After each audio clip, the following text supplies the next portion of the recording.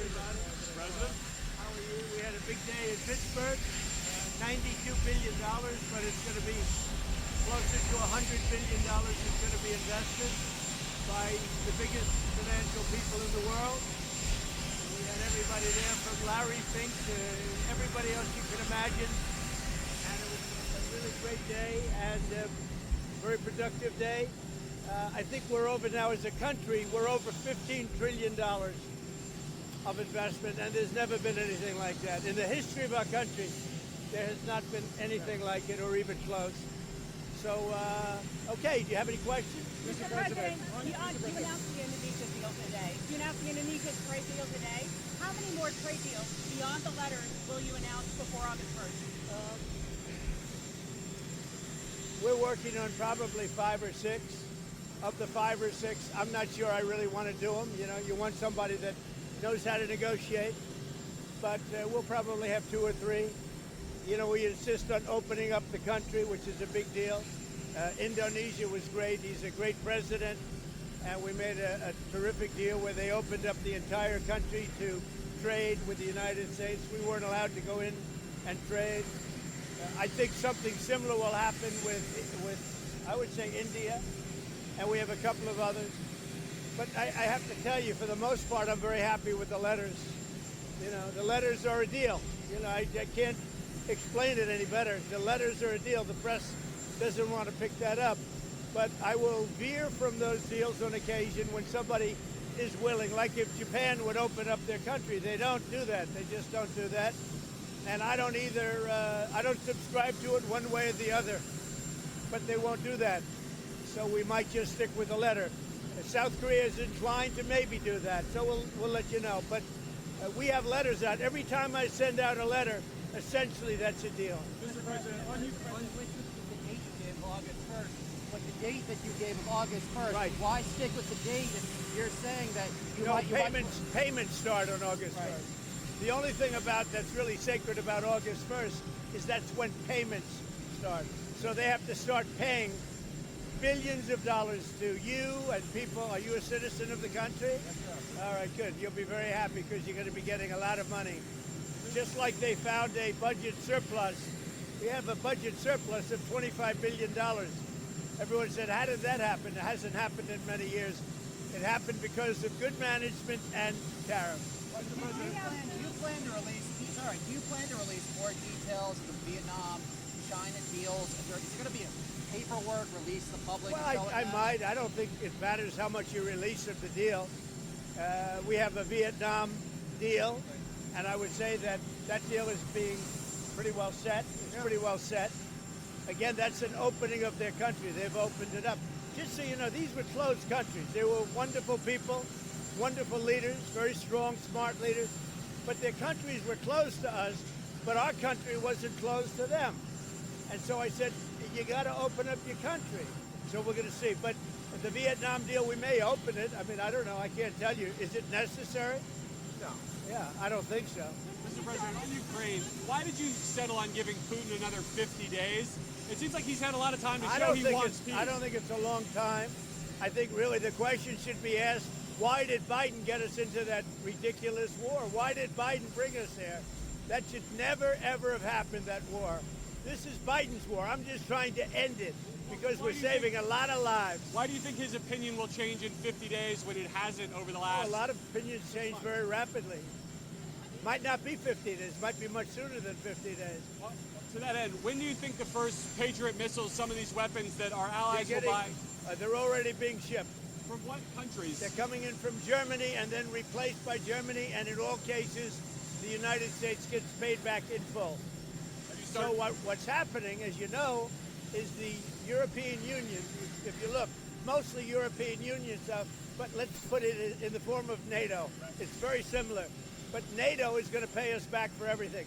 In some cases, we're going to be paid back by countries of the European Union directly. Are we starting to see those But payments? we're always getting our money back in full. So we're not going to have any more investment to make. We're getting our money back in full. And if we can make a deal, that'd be great. We're saving 5,000 or 6,000 soldiers a week. They're Russian and they're Ukrainian soldiers. They're not American soldiers. And we won't have boots on the ground. but it's a shame. 5,000, last week they say 7,100 soldiers, both Russian and Ukraine, were killed. And can I ask you about Iran? Have you seen any progress in talks with Iran? We haven't really heard about that in a while. Well, they want to talk. I'm in no rush to talk. They would like to talk. I'm in no rush to talk because we obliterated their site. They'd have to start all over. In fact, it's obliterated to the point that it's not usable anymore. They'd have to pick a different mountain. That mountain is so blown up inside and so unstable that they would have to pick a different mountain. Our people really did the job, yeah. Would you fire Jerome Powell over the Treasury renovation? Well, he spent $2.5 million building this place. I have to say this. I think he's terrible. I think he's a total stiff. But the one thing I didn't see him as a guy that needed a palace to live in. You talk to the guy, it's like talking to a nothing. It's like talking to a chair. No personality, no high intelligence, no nothing. But the one thing I would have never guessed is that he would be spending $2.5 billion to build a little extension onto the Fed. Is that a fireable Nobody's offense? ever seen. I think it sort of is, because if you look at his testimony to the House and the Senate, you take a look at the testimony, it's under it. That whole thing is, he's not talking about the problem. It's a big problem. $2.5 billion, and that's $2.5 billion now. That's going to be a lot more money than $2.5 billion to expand. And with all of that, to house thousands of people, to give him information, and yet out of the 71 economists, and they included me and one other person got it right. I got it right, and one other genius got it right. They had everybody else was wrong. 69 were wrong, and 2 were right. I was one of them. And I don't have a lot of people. I have Howard. I have Doug. I have a few people. He has thousands of people, and he got it wrong. No, I think when you spend $2.5 billion on really a renovation, I think it's pretty disgraceful. Chair, sir. Have you spoken to President Putin since your announcement yesterday? No, I have not. Do you think when you speak to him on the phone, does he say that he wants peace? Yeah, he does. What does he say? He says he wants peace. He does. So far, it's all talk and no action.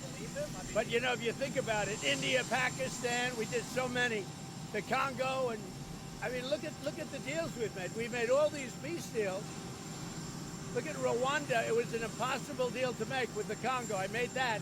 I made all of these deals, Serbia, Kosovo, and here's the one deal.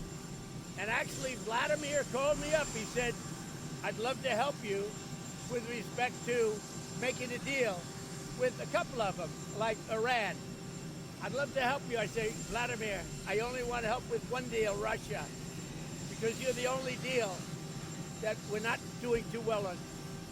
He oftentimes he said, no, he wants peace.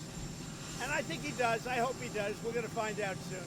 And it could be before the 50 days. Mr. President, twice yesterday, when you were talking about this, you mentioned conversations you had with the First Lady after talking with President Putin. Has she influenced your thinking on this at all? She's very smart.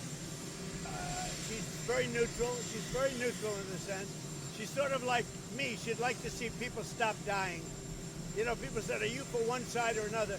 I'm for the side of people stopping dying. We have 5,000, 6,000, and 7,000 people a week, at least. And that doesn't include people from the cities and towns that are having rockets lobbed in there. I mean, people are dying in the cities and towns too, but we're talking about 7,100 in the last 8 days died. And I'm for stopping that. On the Fed chair search, sir, is Scott Bessent, your Treasury Secretary, your number one option whenever Jerome Powell leaves? Or Well, he's an option. Is he your top And he's option? very good. Well, he's not, because I like the job he's doing. Right. That's why he's And not. he couldn't do both, sir? I like the job. I don't know if he was on the plane. Was he on the plane? I don't know. Maybe he wasn't. But I do like the job he's done. Right. So, in that sense, probably he's not that much of an option. Right. Scott's been great. He's been terrific. He did a good job today. He's a very soothing force. You know, he's soothing. All right. Mr. Will President, we see the pharmaceutical The pharmaceuticals will be tariffed probably at the end of the month, and we're going to start off with a low tariff and give the pharmaceutical companies a year or so to build, and then we're going to make it a very high tariff because we got to move them in. Look, there's two ways you do it. You make money, or you have them move here so they don't have to pay the tariff. Those are the two ways. The pharmaceutical companies are moving back to America where they should be. Semiconductors, sir, is that in the same timeline? The semiconductor tariff? Similar, actually less complicated, but similar. Semiconductors and chips. Mr. President, I know you've urged people to move on, but I'm curious, why do you think your supporters in particular have been so interested in the Epstein story and so upset about how it's been handled? I don't understand it. Why they would be so interested. He's dead for a long time. He was never a big factor in terms of life. I don't understand what the interest or what the fascination is. I really don't. And the credible information's been given. Don't forget, we went through years of the Mueller witch hunt and all of the different things, the Steele dossier, which was all fake. All that information was fake. But I don't understand why the Jeffrey Epstein case would be of interest to anybody. It's pretty boring stuff. It's sordid, but it's boring. And I don't understand why it keeps going. I think really only pretty bad people, including fake news, want to keep something like that going. But credible information, let them give it. Anything that's credible, I would say let them have it.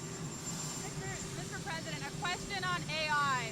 How do you want Americans to think about it? Are you concerned about job loss or privacy, or do you think this is the new technology? It's interesting because we need jobs. We need a lot of people to work. You know, we're going to be building very shortly hundreds of factories, including AI. We're building a lot of car factories. They're all coming in from other countries now in order to avoid paying the tariffs. And we need people working. So if AI can help us with that, that's a positive. Because we're not going to have enough workers to take care of it if we don't create something. So whether it's robots or whether it's AI, we need somebody to take care of it. Do you agree with